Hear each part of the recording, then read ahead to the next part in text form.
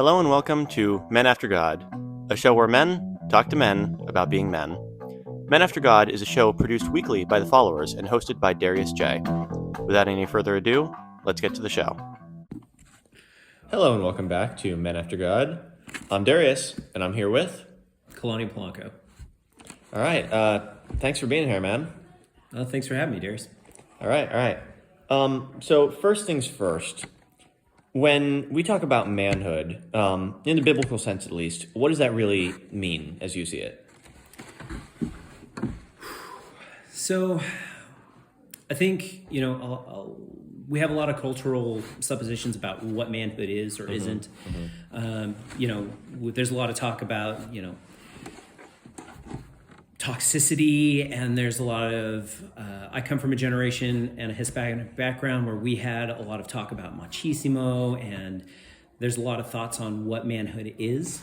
And, I think when I look at scripture, and most of the time when I think about scripture, we don't necessarily say, there aren't a lot of parts where it's like, this is a man's role, this is the women's role, this is the difference between manhood and anything. So, I think a lot of it is, pursuing God. It's about living a godly life. I think those are the things that really drive manhood, the things that, I think set men apart, and that I really have worked with, I guess, and kind of struggled with and looked at in life, have to do with leadership.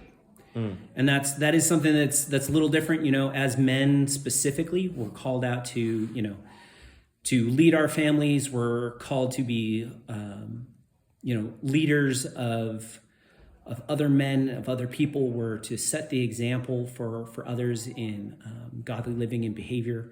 And I think that is something that is very different.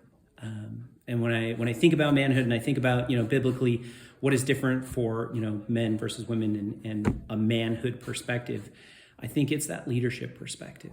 And that's that leadership piece.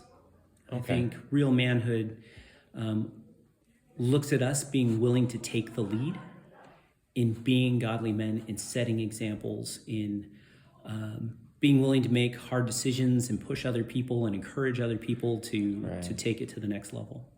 Okay. So the call to leadership in our lives, what does that look like for you in the course of your life? How has God called you to be a leader? Oh man, in lots and lots of ways. Ooh, I don't. Here. I don't necessarily. Gosh, man.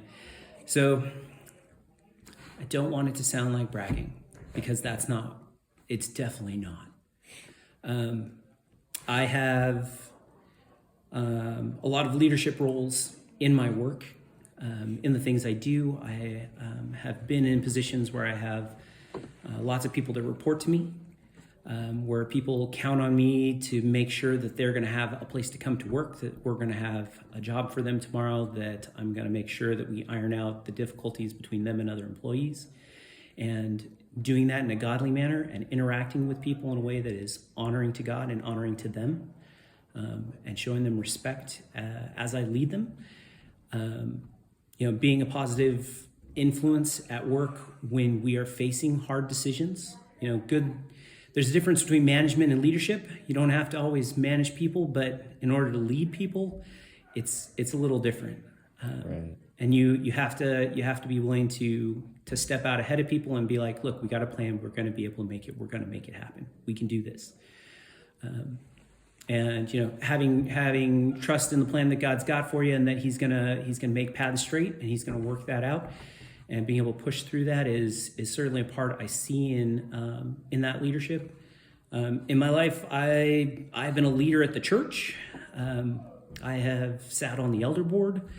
I have helped run a couple of our different ministries and start up, some of the big events that we have. I've worked with the leadership teams for that.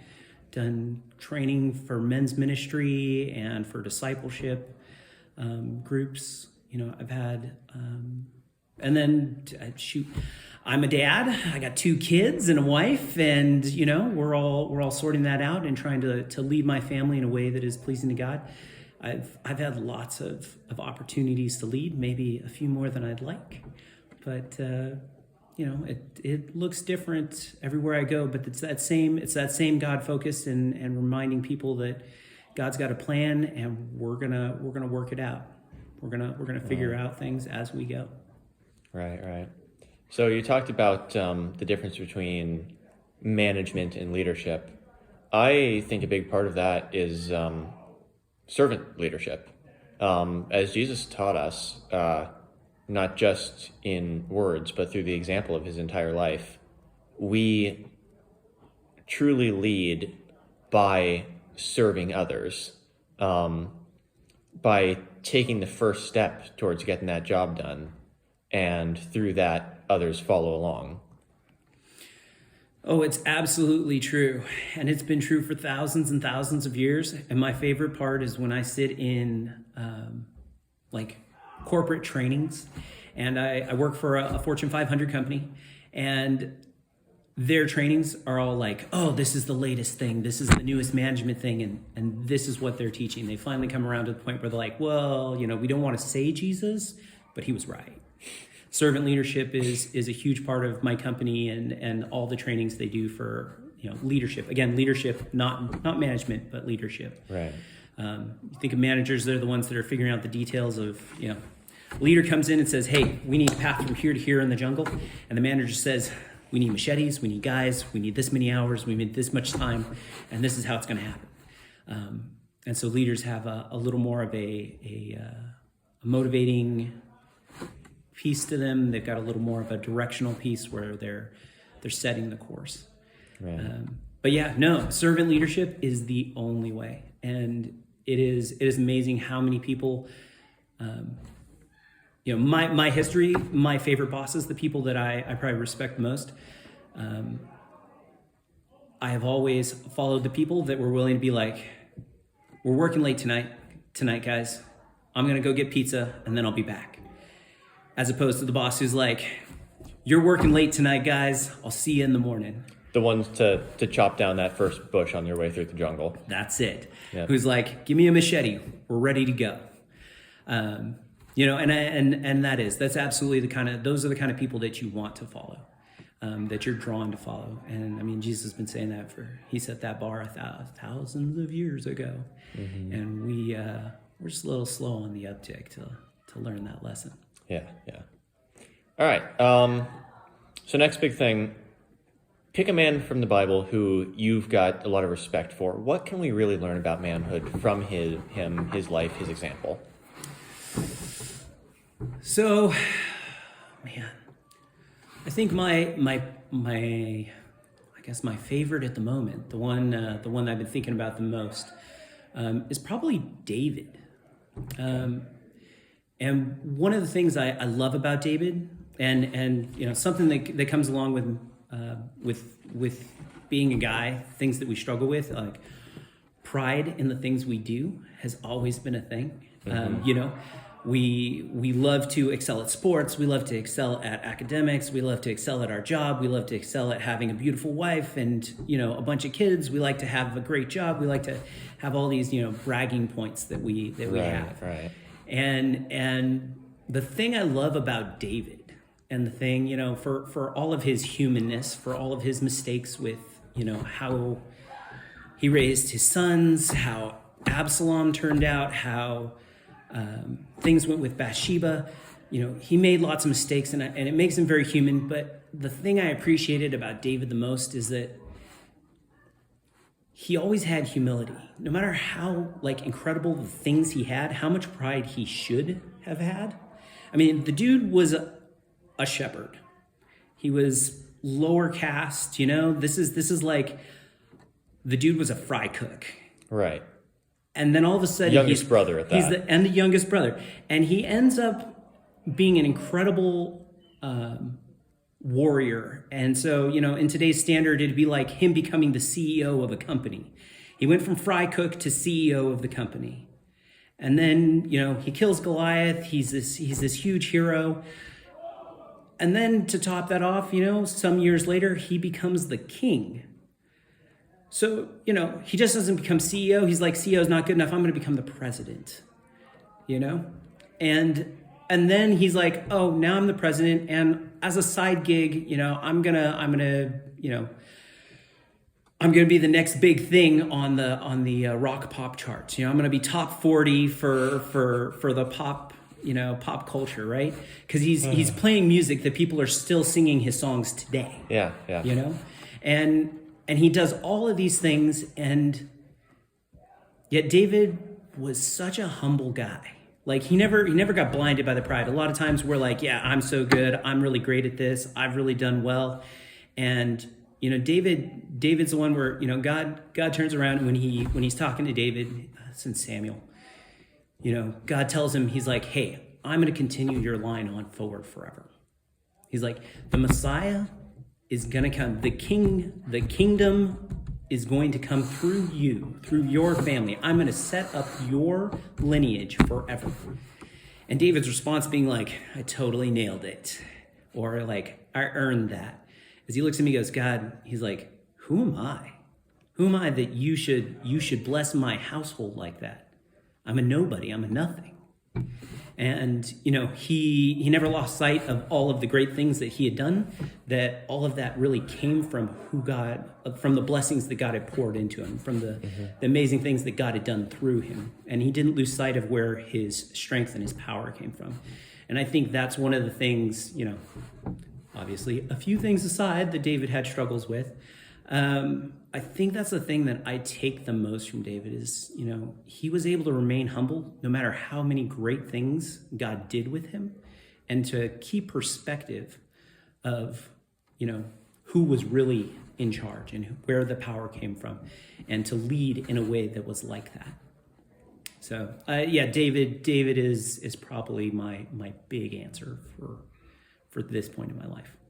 All right. Yeah. I've definitely had a few people answer David on that question before, but his humility, that's definitely a new answer. And it's interesting to see like the different perspectives I hear of, specifically with this question. A lot of different people will pick the same guy, but then like everybody's got a different trait they want to talk about. Heard his patience, how he waited for his promise of kingship. Absolutely. How even though he made mistakes, he was able to turn from that and continue following God.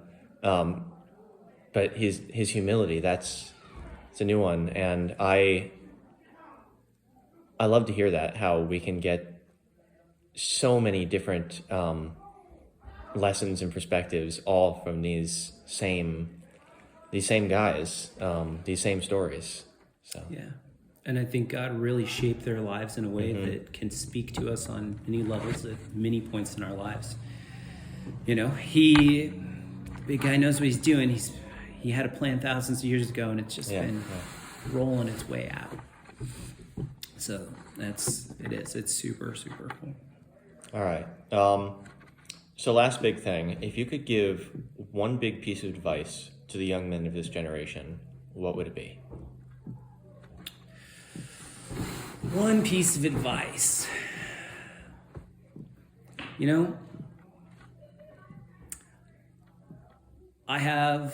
I come from a generation where we collect quotes and we collect quips and we love catchy phrases. And I would love to say, a million of those things, because those are, they're good shaping. But, at the end of the day, if there's only one thing that you remember, it's the same thing that Jesus said. Love the Lord your God with all of what you are, everything you got. If you can focus on that, if you can dedicate your life to just loving God, everything else sorts itself out. And, my encouragement to you is there will be a million things that are going to million opportunities to do great things, a million opportunities to share the gospel, to share good news with people. There's going to be a million opportunities to be a part of the plan that God's got. But if you lose sight of that relationship with him, of being in love with him, of honoring him and bringing him glory and loving him with everything you got, I'm like, all the rest of it's just details. Mm-hmm. So make that, seek first the kingdom of heaven, focus on him and focus on those things, and enjoy the ride. It'll be bumpy, but enjoy the ride. In at the beginning of the book of Revelation, when Jesus gives John 7 letters, one to each of the 7 major churches at the time, the first one, I believe it was Ephesus. Okay, yeah, Ephesus. He's got all of these great things to commend them on, their works that they've been doing, how faithfully they've served. But the one thing that he's got to call them out for, and the thing that really overshadows all of it, is that they've fallen away from their first love. They've lost their first love, as he puts it, which is God, of course.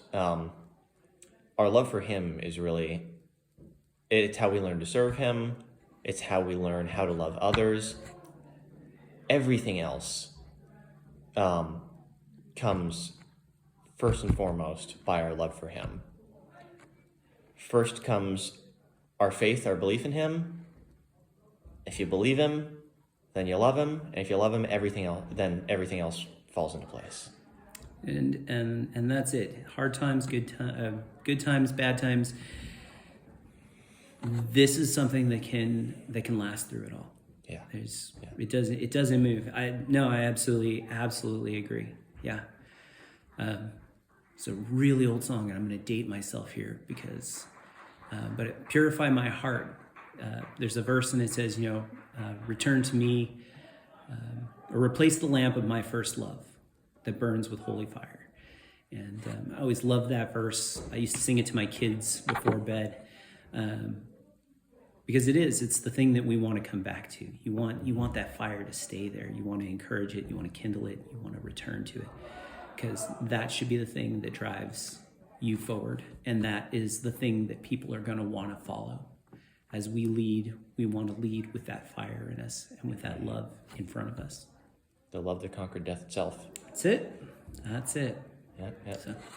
All right. Well, thank you for being here, Kalani. Hey, my pleasure. It's been a pleasure. Yeah.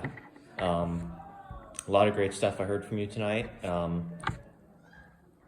feel like the conversation went in a really good place. Cool. Yeah. All right. Take care, Darius. Yeah. Thank you, man. Yep. All right.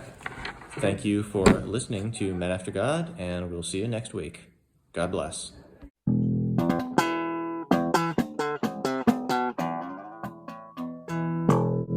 Thank you for listening to Men After God. If you're listening on Spotify, you can find us on YouTube as The Followers Fight by Faith. If you're watching on YouTube, go find us on Spotify. God bless. See you next week.